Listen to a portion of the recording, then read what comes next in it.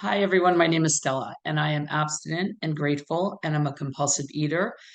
And like all of you, I weigh three measured meals from, I weigh three measured meals from the Cambridge Gray Sheet, and I turn them over to my sponsor on a daily basis. And I don't eat in between no matter what. And abstinence has given me this life that I have today, and I hold on to it with you. Until the end of tonight at least. And I only hope for one day at a time. And thank you, Nancy, for asking me to share. And Laura, it's great seeing you here in leadership and great seeing this community. Um, so, a 15-minute qualification, and my sponsor, I I am with a sponsor, double digit time wise. I did start with another sponsor and then moved over with this sponsor who I am with for the better part of 25 years. I live in Toronto, Canada, it's true, and I um, was 12 stepped into the rooms of Grey Sheet by my sister who lives in New York City. And she was born here like a family of five. She moved away from Canada to the States when she was about 20 years old, and she's 5 years older, 6 years older than me. Anywho, she found the rooms of Grey Sheet, and I had I had heard about Overeaters Anonymous, and I had been to a few meetings actually, and I um, I I was 12 stepped when she came to visit. It was June of 1997, and my husband and I were pregnant with our second child, and it was a picnic for Father's Day, and she came to the picnic with her little Tupperwares, and I groaned when I saw them, like all displayed and out there on the blanket. I groaned, oh no. Um, but more than anything, and this is what I share when I share my story, is I wanted what she had, and what she had was that peace in her eyes. And for those of you who know what I mean, it's an experience unto itself.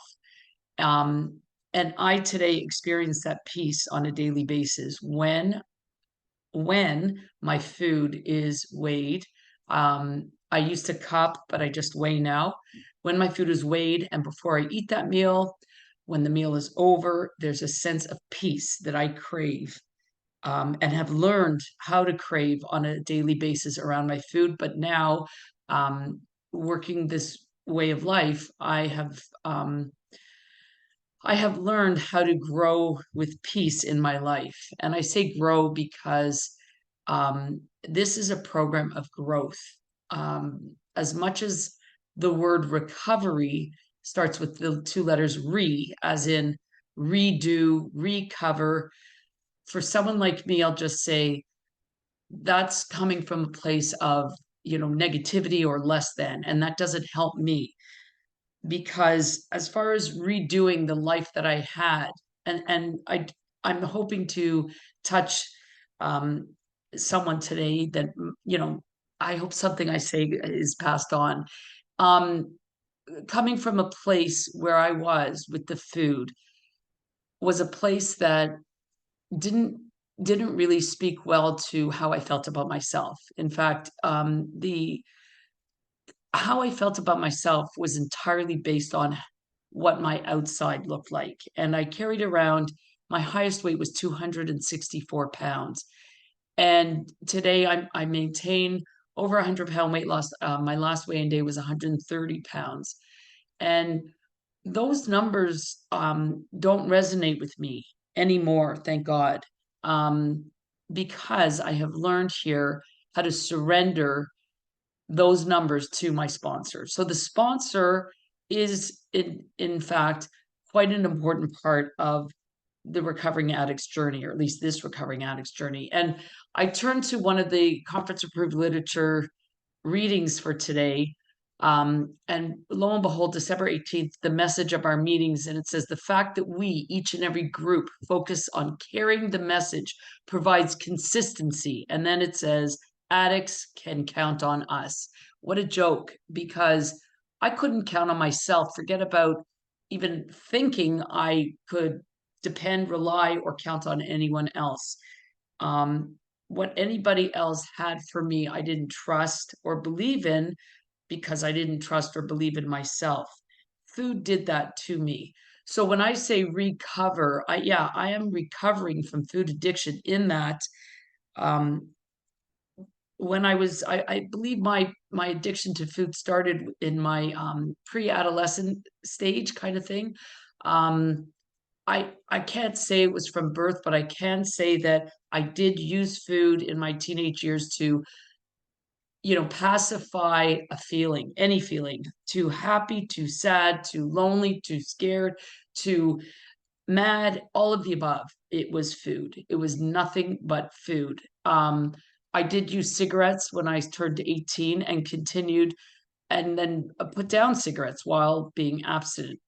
Um, the oral fixation, the hand to mouth disease that this is called, um, is something that I could characterize about me as well. I've put down, I used to use gum. Anything that you use or anybody uses today to get them abstinent, I have absolutely no judgment of whatsoever.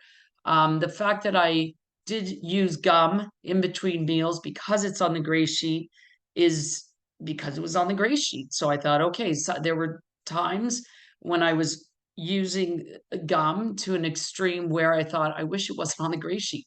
So um how did I allow myself to surrender?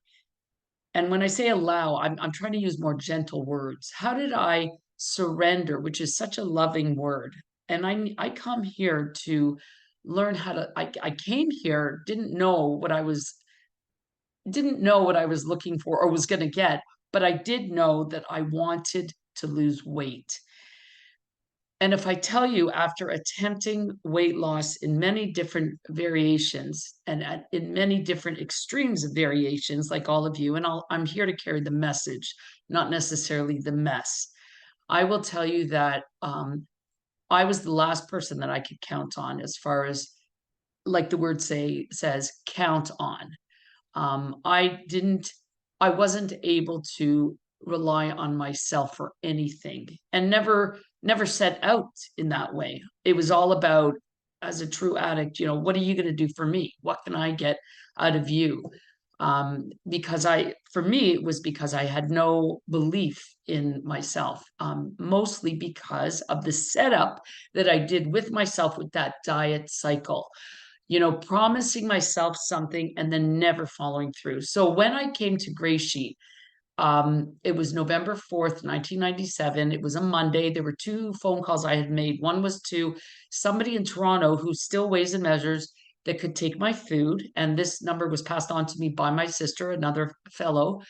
And the other was to a nutritionist, very expensive, who I was going to meet with one-on-one. I'd been with her before. I was a young mother, and I thought, this will fix my problem. And the other person called back first. She said to me, "Do you have this in the house?" I said, "Yes." "Do you have one of those scales?" And I did, a manual scale. I still have it. And she said, "Okay, this is what, protein, la la la." And I turned it over.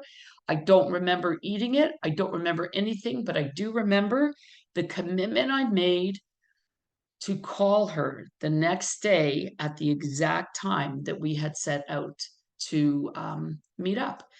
And I continue committing and surrendering to that time when I turn over and surrender the food I'm going to have for the day to my sponsor today. What that muscle is a boundary muscle, a muscle where I set something out for myself and for somebody else on the other side, and I meet it. And that's huge for me, that I would meet a commitment, that I would meet something that I set out, where somebody else is involved. And that's just the beginning of my journey. But I did start out saying, looking for peace. And I will say that the surrender around that next bite it was there from the get-go. I cannot explain it other than, well, I do remember the thinking after surrendering that meal was the thinking right before was I have had every single sensation, a mouthfeel, taste, satiation, whatever in my 10 mouth. down, Stella, Oh, 10, that's 5 thanks, left. Nancy. Thank you very much. There's nothing else. I've done it all in terms of what's gone in and then swallowed, all of the above. Um, Lo and behold, what was new for me in this way of life was that the white stuff was setting up the craving for more. And I didn't have to do more research, thank you, higher power, because the obsession was relieved. And like they say, it's like with any withdrawal, it's like a 2 week thing. I wasn't climbing walls within those 2 weeks that I can remember. I do know that I had two small children and that I was busy in between my meals.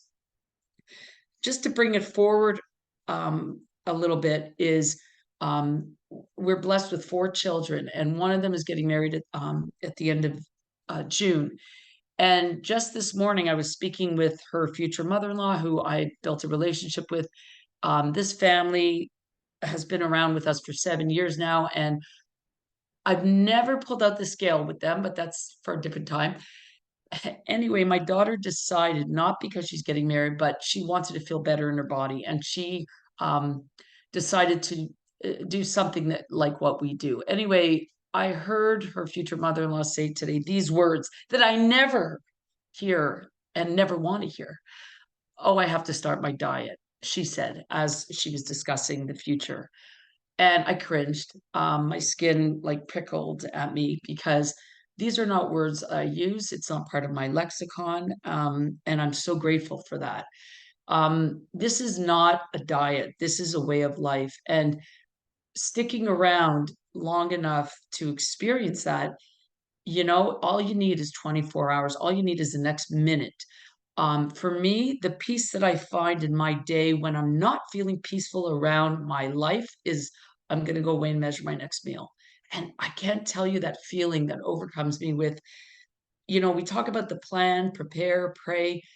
Yes, it offers me a sense of calm, and I want that. And I know that if I know where my next meal is, anything in between one meal to the next, and that 4 hours, it's okay what happens because the meal is waiting for me. And even if it's not prepared and waiting there, I know that it's in, the food is there. And that is something where I show up not only for me, but for, this is a fellowship. So there's other people out there that are thinking, well, if she can do it when she was X, Y, and Z, through all of this and all that, then why can't I? And I just experienced that coming back from a week out of my comfort zone at an all-inclusive resort where I was herded in with the masses, given the big spread. It wasn't the food that was calling me, or nothing was calling me around the food.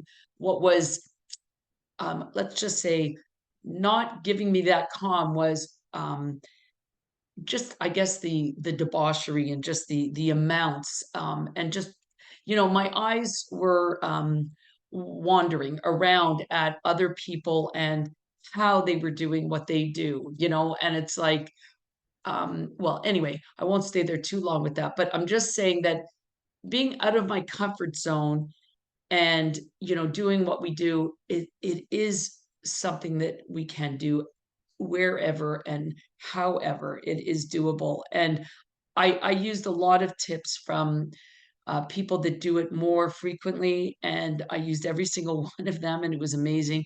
But One yeah, we minute, can find. one. Oh, thanks, Nancy. We can find our food. I mean, it is food. It's just we put it on a scale. And if this helps anybody, athletes weigh their food when they're in training.